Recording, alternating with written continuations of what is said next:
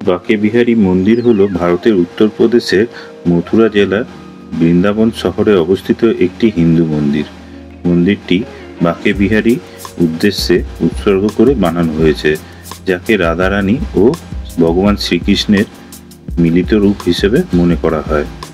রাধে রাধে প্রিয় দর্শক বন্ধুরা, আমার ফাইন হিন্দু চ্যানেলে তোমাদের সকলকে স্বাগত জানিয়ে শুরু করছি আমার এই ভিডিও প্রতিবেদনটা।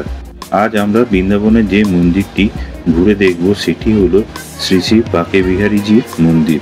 মন্দিরটা অত্যন্ত জনপ্রিয় একটি রাধাকৃষ্ণের মন্দির।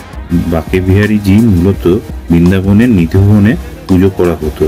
পরবর্তীতে যখন বাঁকে বিহারী মন্দিরটি 1864 সালের দিকে তৈরি করা হয়, তখন বাঁকে বিহারীর মূর্তিটি মন্দিরে স্থানান্তরিত করা হয়। স্বামী হরিদাস প্রভু মূলত এই মূর্তিটিকে কুঞ্জ বিহারী নামে পুজো করতেন। বন্ধুরা, তোমাদের জানিয়ে রাখি, আমি এর আগে বৃন্দাবনের ইস্কন মন্দির, প্রেম মন্দির, শ্রী ললিতা আশ্রম নিয়ে পৃথক পৃথক ভিডিও আমার চ্যানেলে আপলোড করেছি। এই মন্দিরে শ্রী বাঁকে বিহারী মূর্তিটি মূলত ত্রিভঙ্গ ভঙ্গির কারণে স্বামী হরিদাস প্রভুর শিষ্যরা বাঁকে বিহারী নামকরণ করেন। বিহার পঞ্চমীতে এই মূর্তির আবির্ভাব পালিত হয়।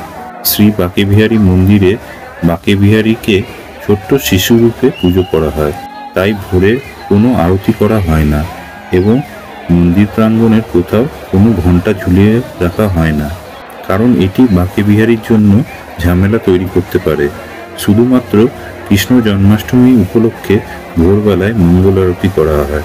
সেই বাঁকে বিহারীর নিরবিচ্ছিন্ন দর্শন এড়াতে প্রতি 5 মিনিট অন্তর পর্দা দিয়ে বারবার বন্ধ করে দেওয়া হয়।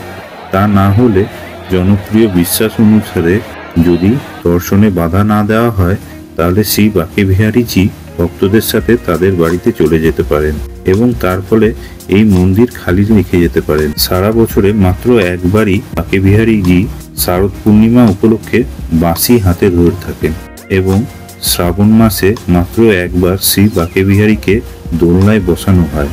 বন্ধুরা, এবার তাহলে আমার সাথে সাথে বলো, বৃন্দাবনবাসী শ্রী শ্রী বাঁকে বিহারী লাল কি জয়, শ্রী শ্রী রাধারানী কি জয়। তাহলে বন্ধুরা, ভিডিওটা আমি এইখানেই শেষ করতে বাধ্য হচ্ছি। তোমরা যদি শ্রী বাঁকে বিহারী জির আরও চমৎকার গল্প শুনতে চাও, তাহলে অবশ্যই আমাকে কমেন্টে জানিও। আমার এই ভিডিওটা যদি তোমাদের সত্যি ভালো লেগে থাকে, তাহলে অবশ্যই একটি লাইক করে ভিডিওটা শেয়ার করো এবং আমার চ্যানেলে যদি নতুন হয়ে থাকো, তাহলে অবশ্যই চ্যানেলটাকে সাবস্ক্রাইব করে দিও। তাহলে বন্ধুরা, আবার দেখা হচ্ছে বৃন্দাবনের নতুন একটি মন্দির ঘোরা ভিডিও নিয়ে। ততক্ষণ তোমরা সুস্থ থেকো, ভালো থেকো। রাধে রাধে।